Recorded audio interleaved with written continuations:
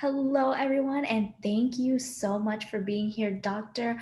Reverend Louise-Diana. Oh my goodness, I'm so excited. Now, Dr. Louise began her career as an actress in New York theater as well as in film and television. Wow. She was a protégé of the famed Stella Adler and a member of the famed Actors Studio. By extensively traveling as her younger self, she deeply understands our global world and consciousness and brings a respect for diversity so necessary in the present world. Yes. She holds a master's degree in theology and a PhD in comparative religion. Now, I want you to talk a little bit more about that and how you got into your what you do now. But one of the biggest things is your inner fitness coaching. Dr. Louise has her inner fitness lifestyle, which supports clients to process the transitions of life, of pain, grief, anxiety, stress, and enhance their productivity, health, and wellness. She offers women's circles to help women find and clarify their purpose and attract the partner of their dreams and thrive, which I love. Let's say that again, thrive.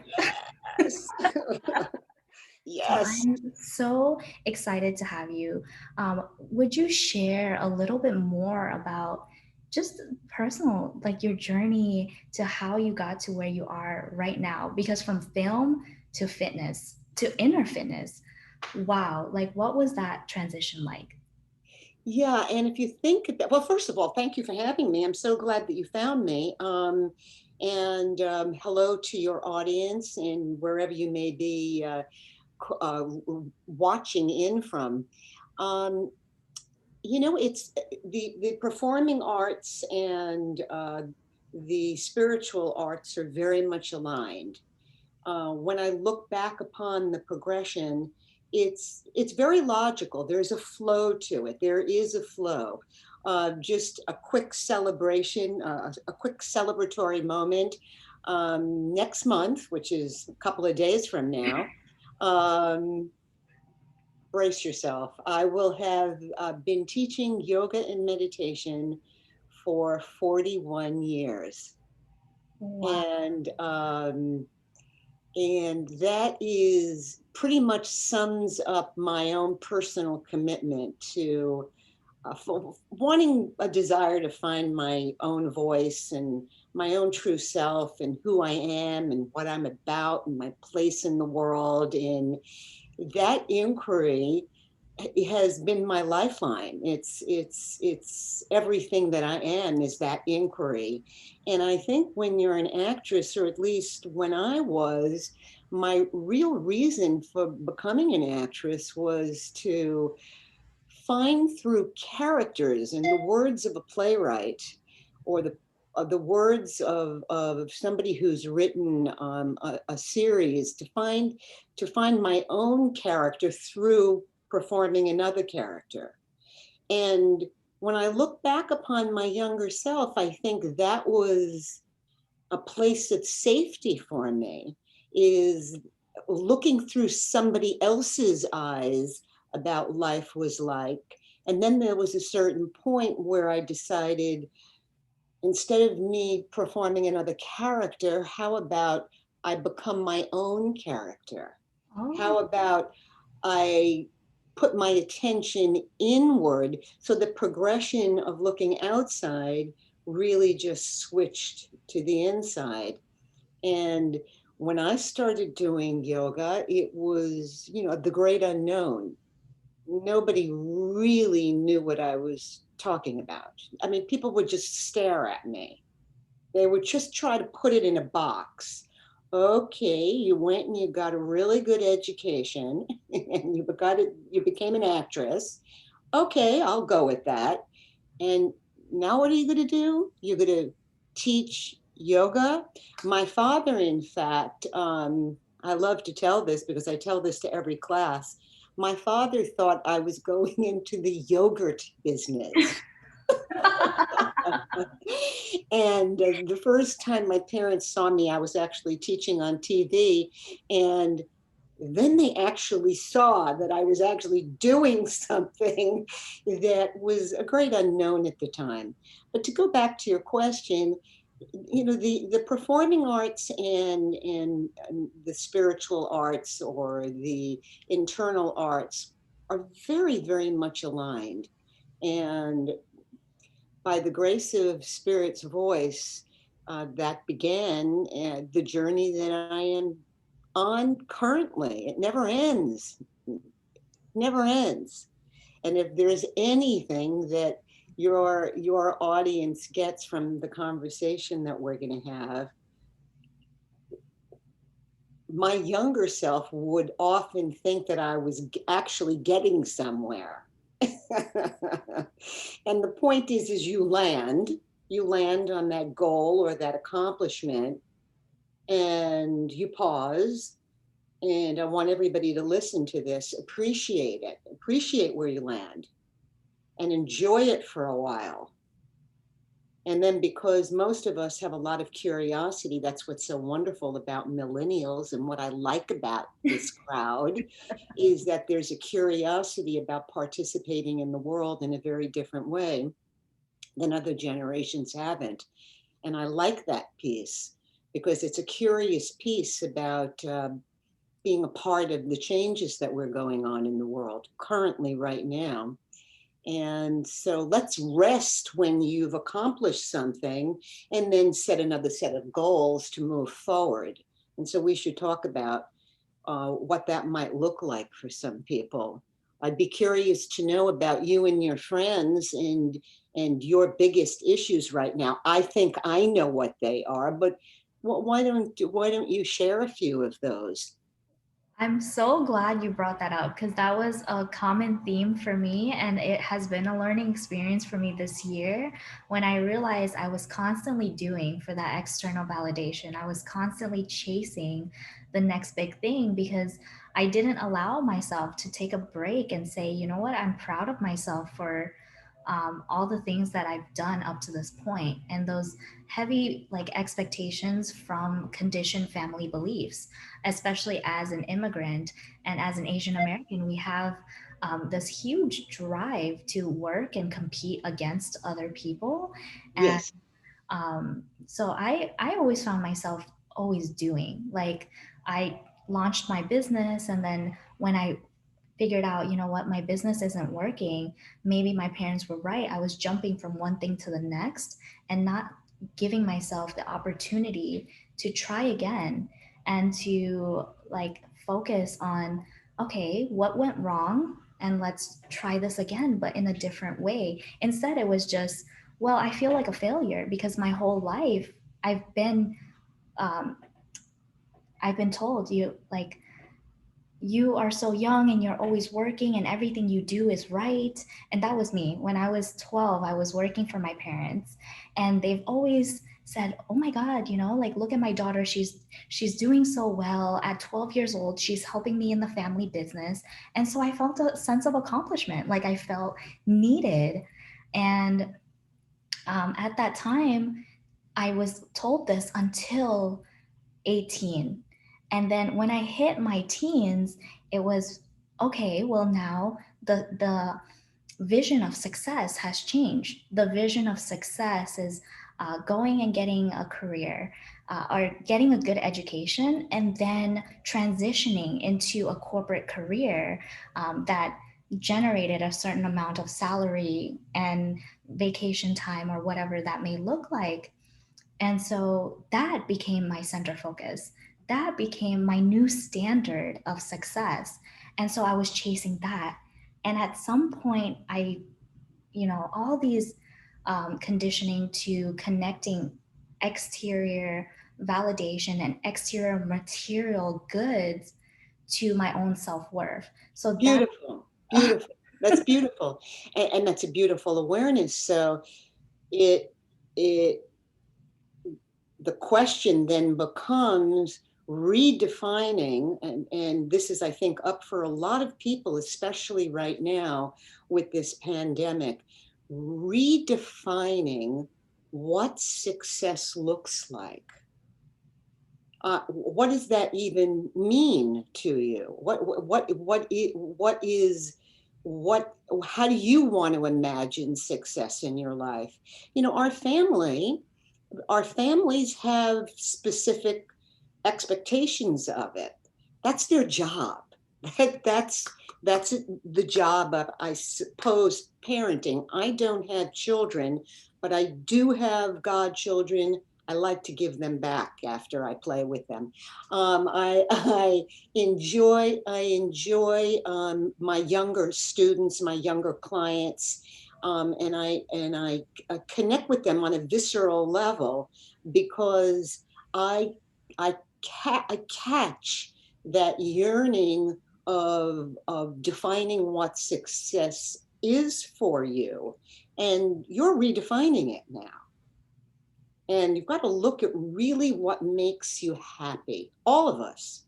What makes you really happy? I can tell you from my own experience that things, the benchmarks that I talked about, where you stop and you celebrate what you've accomplished, the benchmarks have changed for me. This pandemic has been incredibly eye-opening in terms of how fast I was moving. It's just my nature to, it's an A plus nature. I'm sure you could relate to that.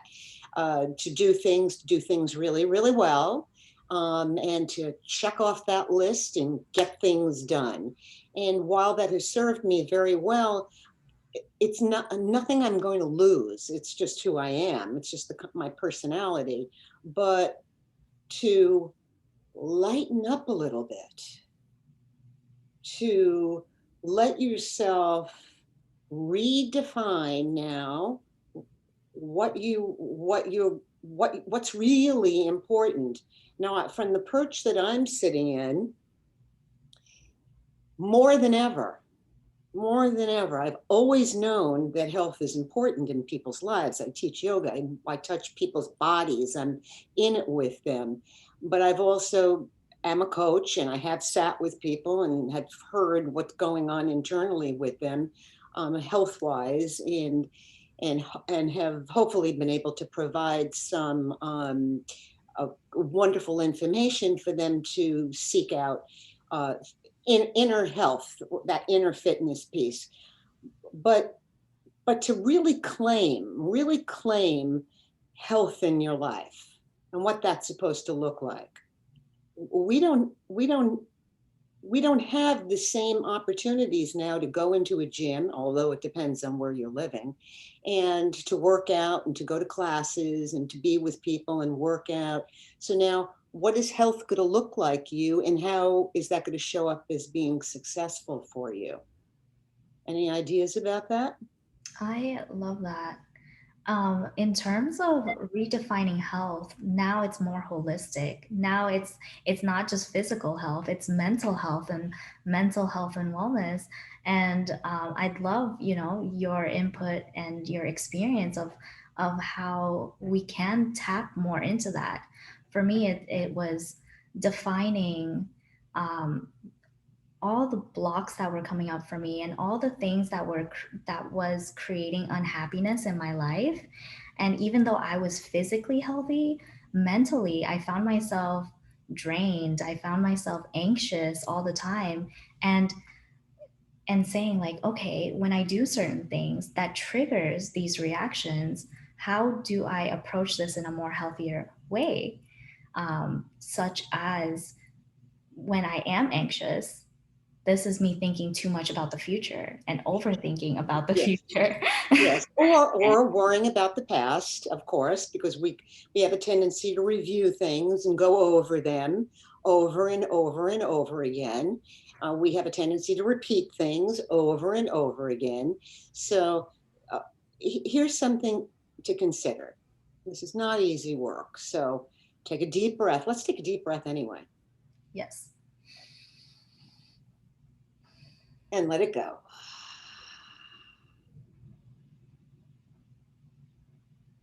Life has a lot of challenges, a lot, a lot. And what I say all the time is you're working on a physical level, you're working on a mental level, you're working on a psychic level, you're working on a deeply emotional level, and you're always working on a spiritual level. And at given times, there's going to be a flow through. So what I have defined as success more than ever is that I pay attention to each piece of that, not just focus on one piece, but the continual flow of each one of those pieces. Now, because I've been doing this for so long, the first piece every day, this is not just when I feel like it, this is just like embedded into who I am.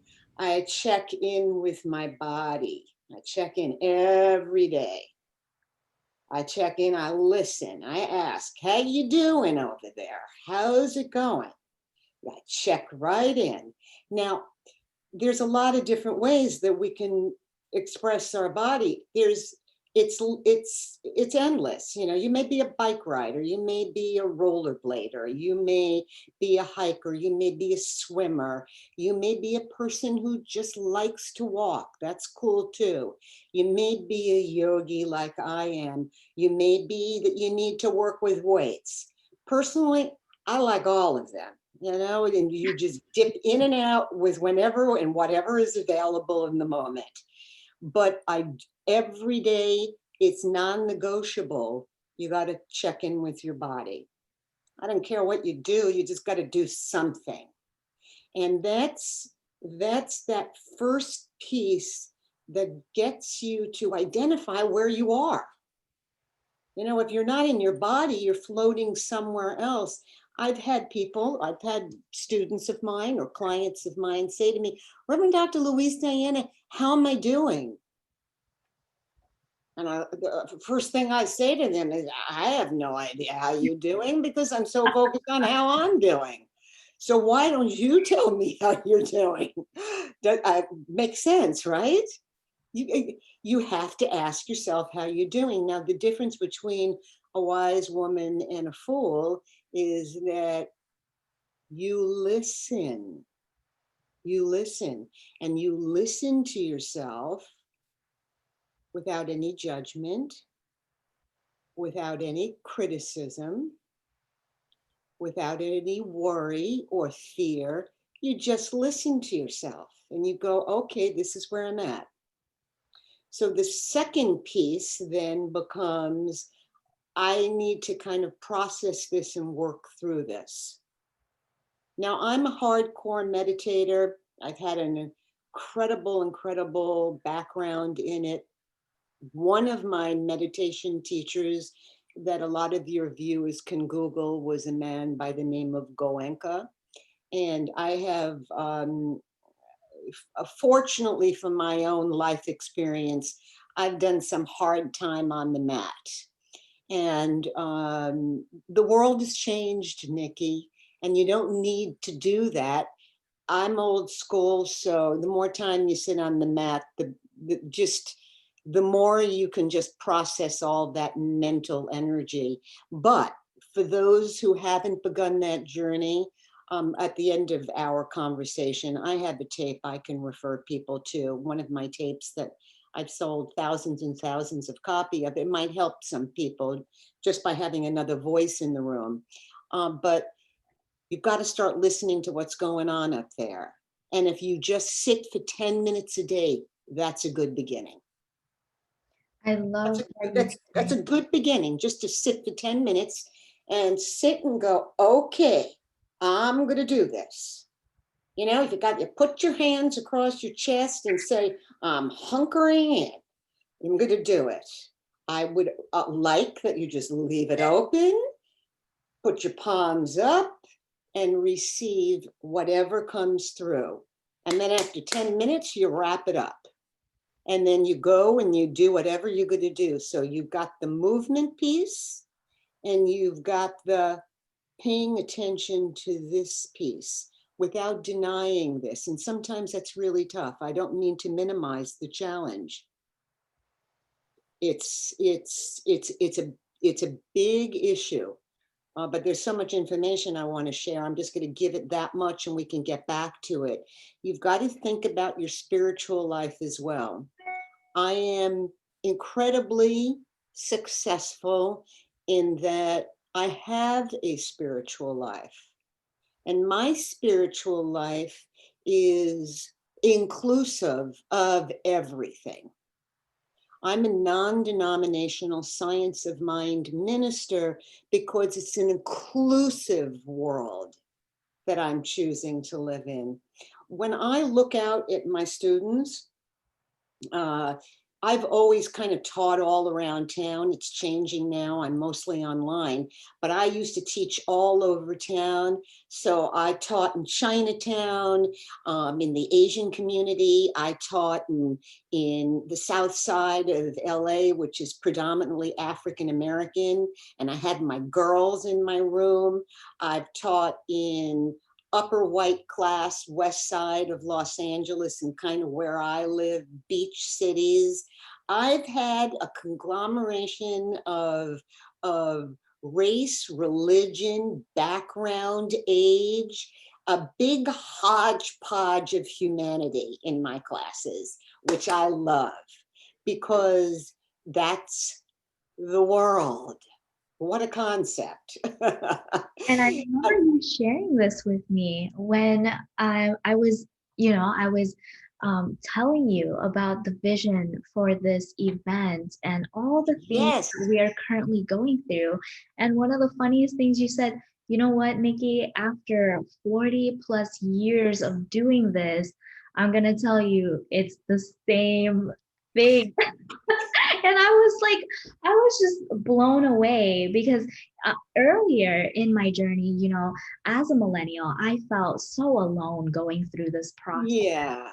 and starting to understand the world around me and wanting to bring this information to other people who are in this process right now, also feeling very alone in their journey. So when you shared that with me, I was just like, I was cracking up, I was dying because I was like, oh, so so Yeah, we well, need to it's go through. interesting. It's interesting. We were talking the other day because this past summer during the pandemic, I did a major letting go of things, which is always good. You know, clothes you don't wear anymore.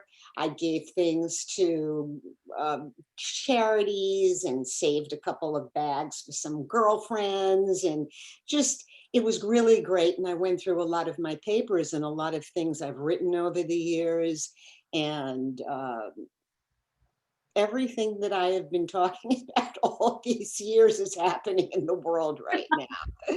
So not eternal truths don't change. You know, be a good person, be kind, be compassionate, love deeply and madly.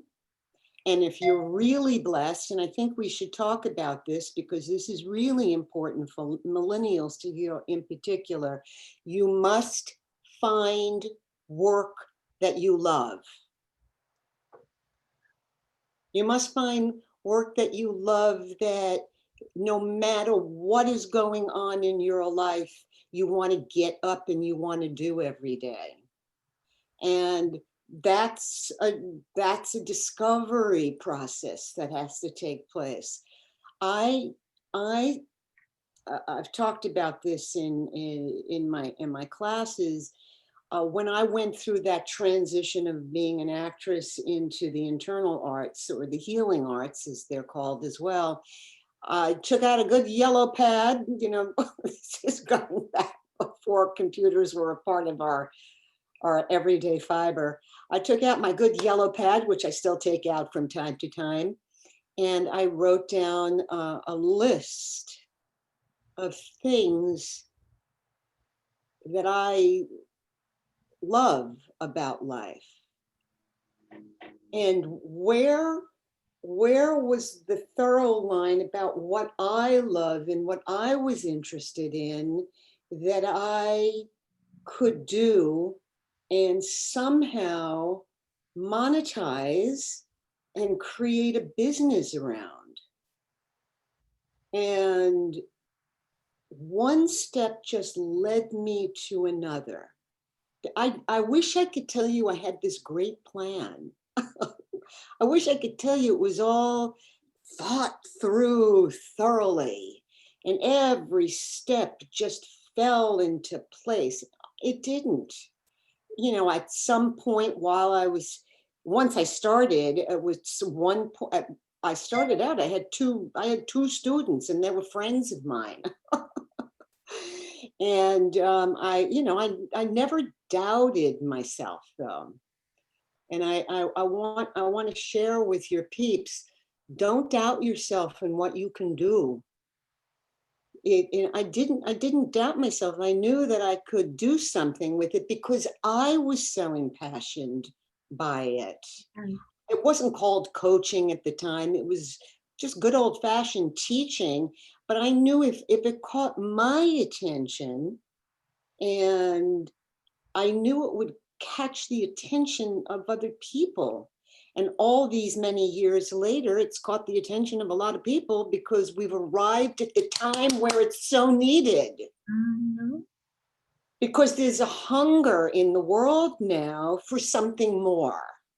And it's this millennial generation that's got to really pull it all together. So let's go just very quickly through a couple of some of the challenges and these are challenges that your generation has really got to look like. And there are the mental health concerns. I'm very tuned into that. And so the first thing that I'm going to say is get help from somewhere.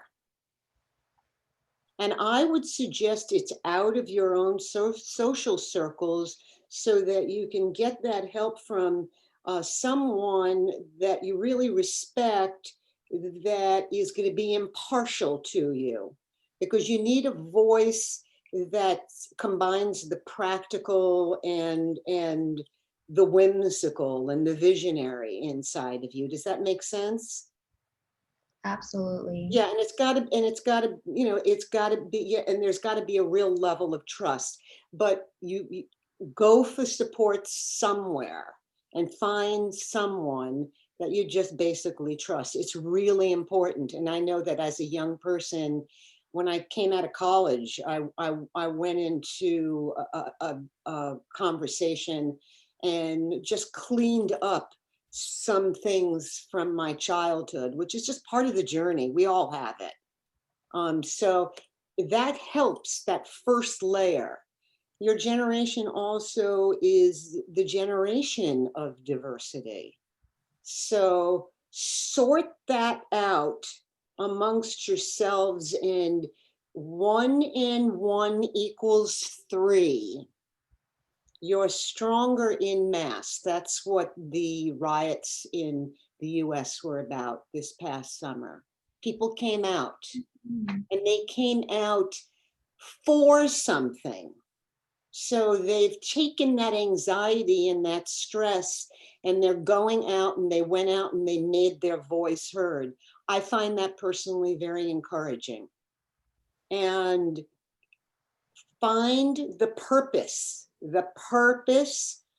for why you are here. And don't expect thunder and lightning to come in.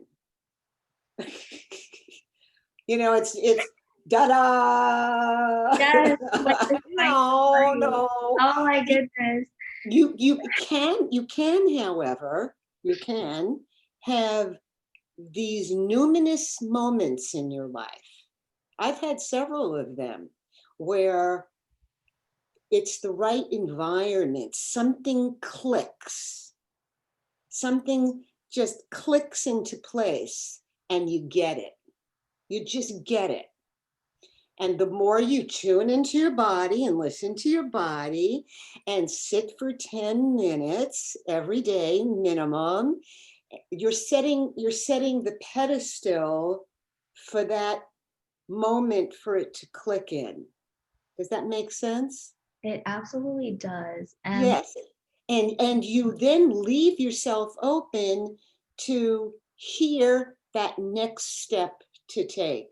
And you've also opened yourself up to get the support so you can get to that moment, because nobody's going to provide it for you.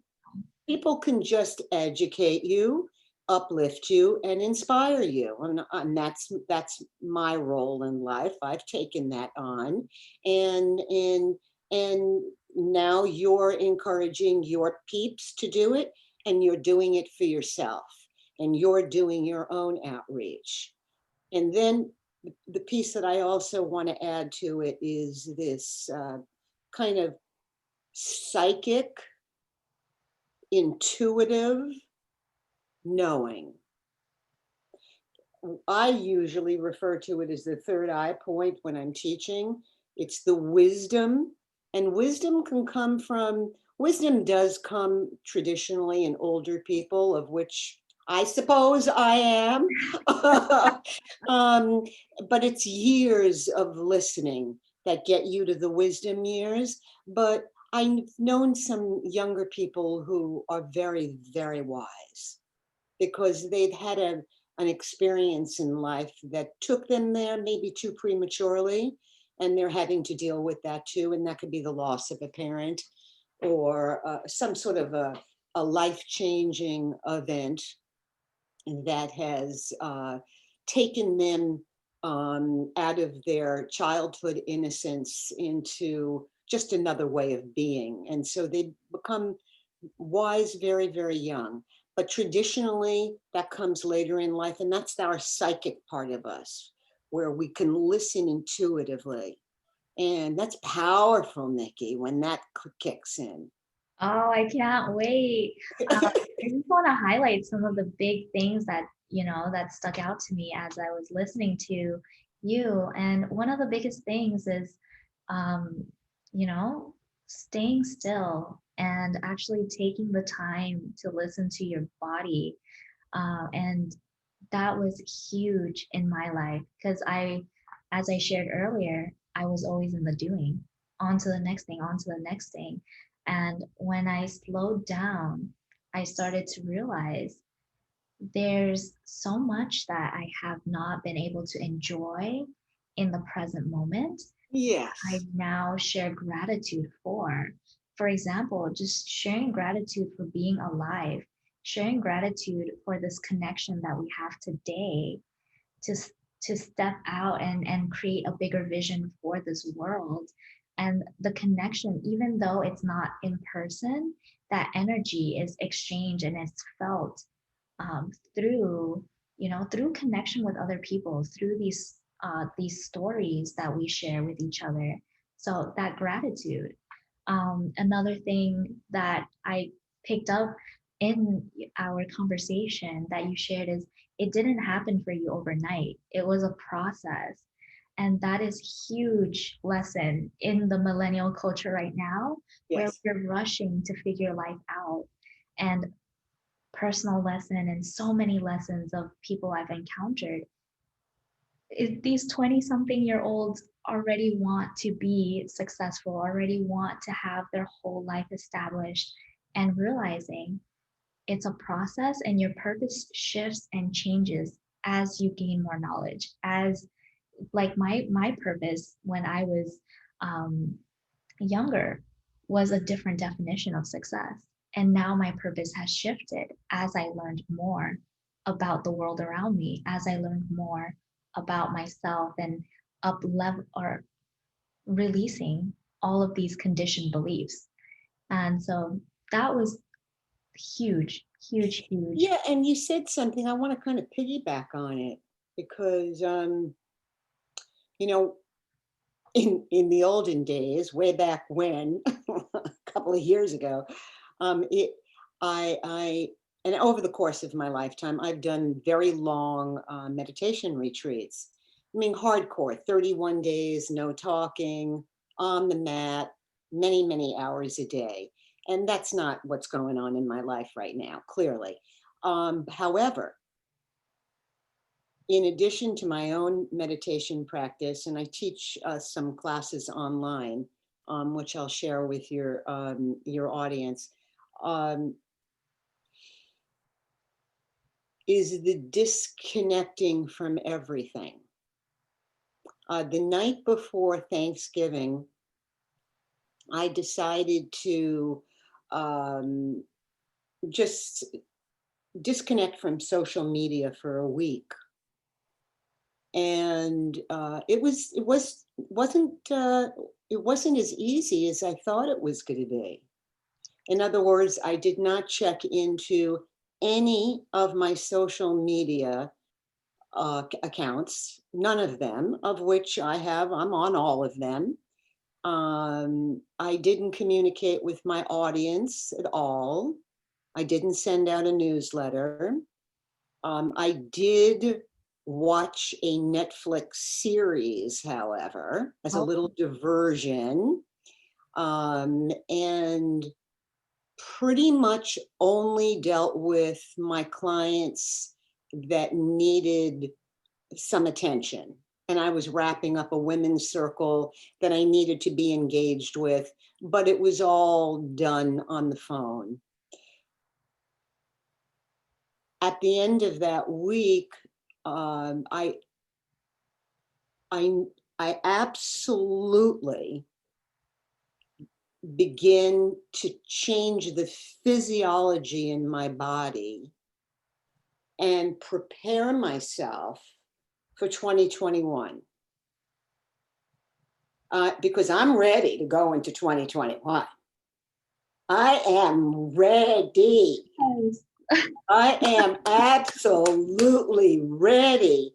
And I have not had anywhere as near a dramatic pandemic as many people have, but I have, in my own way, gone through a tremendous, personal transformation, because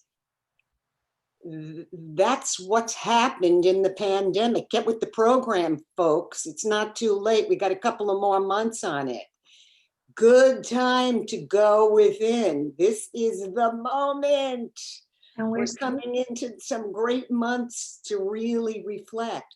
So when the spring comes and when next summer rolls around, which is going to happen, let's just brace ourselves. Let's be a little patient. It's coming.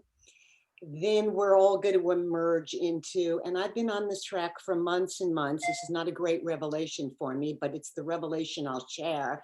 And that is, everything is going to be okay. We are going to get through this. And I am convinced we're going to go towards the light. And there's going to be a lot more awareness in the world. Thank you, Spirit, for that.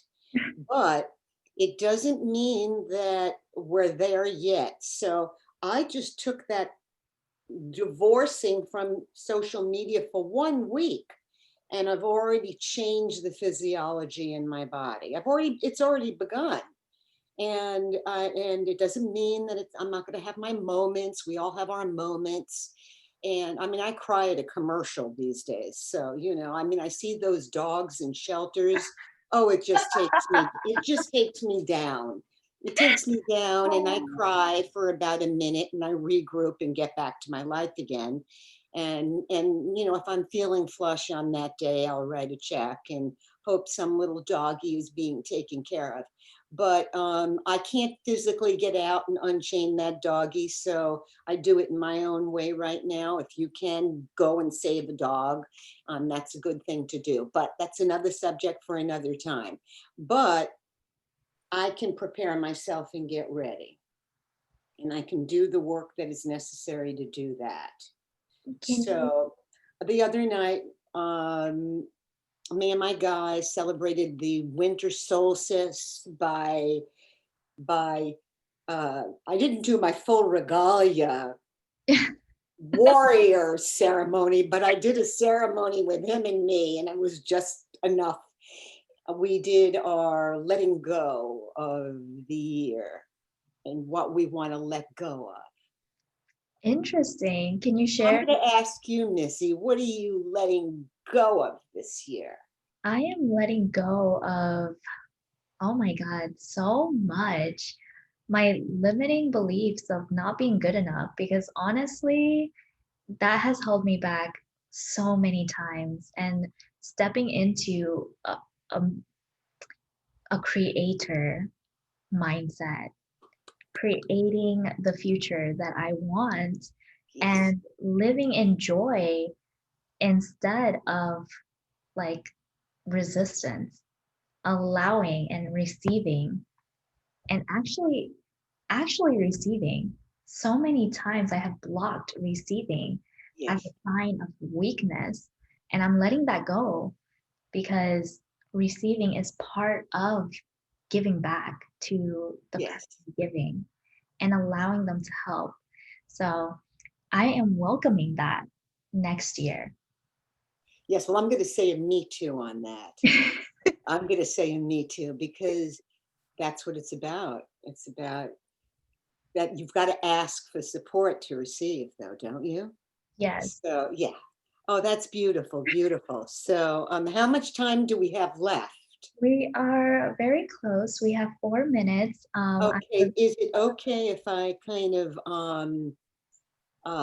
take a minute and just do a little prayer for the closure of one year and the beginning of the next? Is that okay?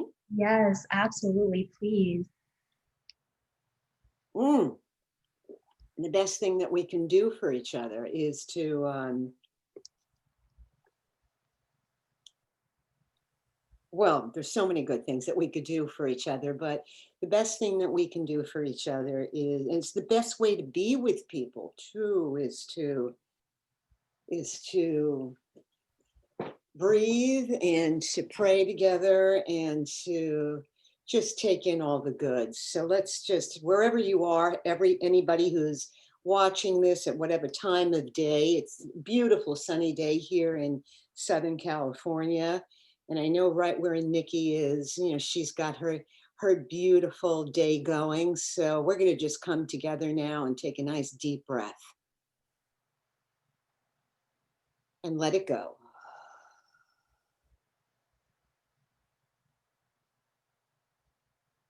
And take a deep, full breath again.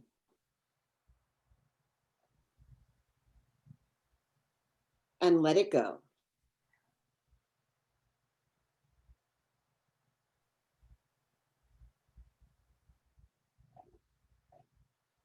And so, in the stillness of this breath, I want you to find your own rhythm and your own pace. And there is no one pace, it's your pace. So you can just easily take in breath and let it go. And just get very, very clear about the intention that you have for this moment right now. Not yesterday, not tomorrow, not this afternoon, the intention for right now. And so, as we slip into this intentional prayer, I know that there's only one mind, one power, one source operating in this moment, and that is spirit. And you can call it anything you want: Mother, Father, God, divine principle, spirit itself, that ongoing connection to something outside of ourselves. It's an operating principle. Think of it as that. Or if you're in a sunny climate, think of it as the sun coming down on you. Whatever it may be, it is this moment right now that connects all of us. So there's only one mind going on, one thought principle, that each one of us is setting our own intention for this moment right now. So I'm calling in for each one of us good. I'm calling in for each one of us clarity. I'm calling in for each one of us purpose. I'm calling in for each one of us wholeness, perfection, good health. I'm calling in for each one of us divine flow. It's what I talked about earlier: mind, body, psychic, spiritual, emotional, that divine flow operating all the time. And always, always joy of the journey itself. There can't be anything else but joy, anything else but the journey. It's a journey that we're all on. There's no real end till the very end. So we are all living principle of that divine spirit right now. I am sending out, I am putting that out to each one of you right now. The charge that you are being given to go out into the world and be your most best self. That is my intention for each one of you who happens to be watching this right now. I am transmitting that energy to you despite any circumstances otherwise. And I'm going to release this prayer out into the world right now because it's in the letting go. It's in that place of letting go that seed is planted, that intention, that thought process. It's out there in the world. And I know spirit hears everything all the time. So it's been heard, and we are showered. We are showered with well-being as it comes back to us. So I call this day holy. I call this day sacred. I call this day or night perfect. And I ask Nikki, I ask you to consecrate this prayer with me by simply saying, and so it is. And so it is. And so we are. And so we are. And so I am. And so I am. Amen, amen, amen. Amen, amen, amen. There you go. Open your eyes. Ah, Here we are. wow. Fabulous. Thank you so much for You that. are so welcome. Sending you lots of love. Lots of love. I felt the energy. That was fantastic. And I know you have something else for the audience as well, a little freebie. Yes. For you to share that with us. Yes. Well, there's a link. And there is a 3-day yoga challenge you can do with me. And you can find me on my website, although my website needs to be updated. All my stuff is there, and you could look for it and see if there's something, a piece of what I do that pops out to you. It's innerfitness.com. It's quite easy. Innerfitness.com. A couple of things I'd like to offer to your crowd, and that is also I run women's circles. I will be starting another one February-ish. We got to get going into the new year, and it's a 4-month program. I wish I could tell you specifically what my women's circles are. There's always a focus. There's always a focus. And I have a feeling this year it's going to be about this new year that we're merging into. There's always books that we need to read together that we collectively break down. And I always have an agenda, but I could tell you the feeling tone of these women's circles are about women working through where they are currently stuck, or redefining whether they want to be part of corporate America or work for themselves. And if they do work for themselves, what that's going to look like, whether or not they're happy with their relationships. Some people might want to focus on their body. And somehow all of these issues come up in a women's circle, and each woman finds exactly what it is that she needs. But what I like about the circles is the variety of thought and communication. And now we can do it all online. So we can have more of a diverse group than ever before. And I personally like my groups to be not one age group. I kind of like a big mixture, because we all learn from each other. And so that's going to start in February. And if anybody wants to reach out to me, please put my email there, and I'll be more than happy to work with you financially. I want you to be a part of it. Amazing. So we could deal with the finances, and I will be more than happy to give scholarships to people if it's needed. So there you go. There you go. And it's, yeah, take advantage of those freebies, take advantage of those opportunities. Fabulous. Thank you so much for sharing that with us. So I will attach the link to the freebie with this video. That way everybody has access to you. I just want to share my gratitude for you being here today. And oh my goodness, the prayers, everything. So thank you so much, Dr. Louise-Diana. It has been a pleasure. Pleasure too, Nikki. And for everybody watching, cannot wait to see you guys in the next episode.